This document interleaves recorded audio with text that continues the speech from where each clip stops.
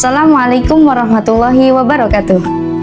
Hamdan wa syukranillah, sholatan wa salaman ala rasulillah, la haula wa la quwata illa billah, amma ba'd.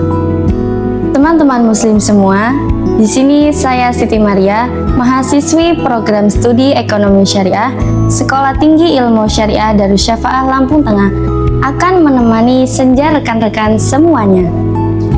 Pada kesempatan kali ini, kita akan membicarakan mulia bersama Al-Quran.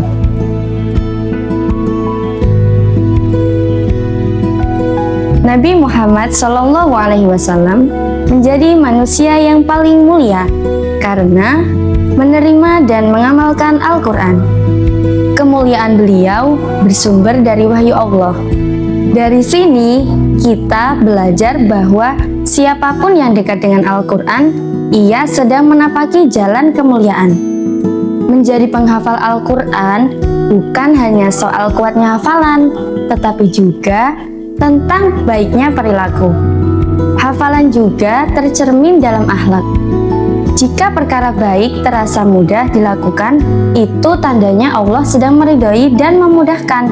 Maka tidak ada kerugian sedikit pun dalam mendekatkan diri kepada Al-Quran.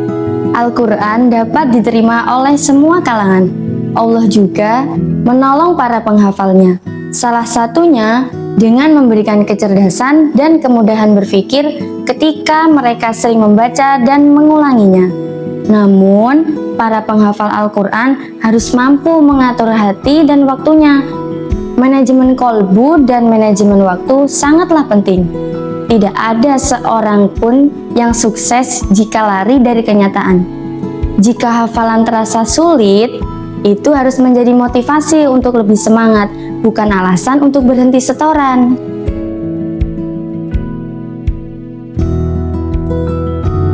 Dalam kitab At-Tibyan, karya Imam Nawawi mengungkapkan bahwa anna qiraatul Qur'ani afdalum minat tasbihi wa tahlili wa ghairihima minal adhkari wa qad tadhaharat al-adillatu ala dzalika wallahu a'lam, yang artinya membaca Al-Quran lebih utama daripada membaca tasbih, tahlil, dan dzikir lainnya. Dalil-dalilnya telah jelas. Ada juga hadis dari Ibnu Abbas radhiyallahu anhu. Rasulullah shallallahu alaihi wasallam bersabda, "Innalladzi laisa fi jawfihi syai'un minal Qur'ani kal baitil kharibi." Diriwayatkan oleh Imam Tirmidzi, yang artinya orang yang di dalam hatinya tidak ada Al-Quran diibaratkan seperti rumah yang angker. Kemudian dalam Al-Quran surat Ali Imran ayat 113 sampai 114 Allah berfirman, A'udzu billahi minasyaitonir rajim. Bismillahirrahmanirrahim. Laisu sawa'a min ahlil kitabi ummatun qa'imatun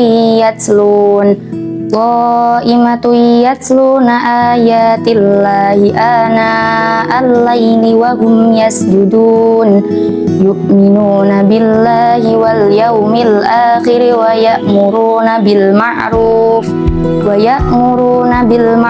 wa yanhauna 'anil munkari wa yusari'una fil khairat wa ulaika minas sholihin, yang artinya mereka membaca Al-Quran pada waktu malam sambil bersujud.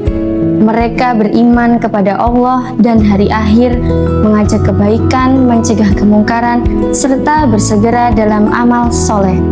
Mereka itulah orang-orang yang soleh. Ayat ini menunjukkan bahwa membaca Al-Quran di waktu malam, terutama saat tahajud, adalah waktu yang sangat utama.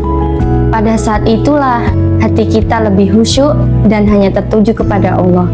Nah, apalagi jika kita membacanya pada bulan puasa, pasti pahalanya akan dilipat gandakan oleh Allah Subhanahu wa Ta'ala.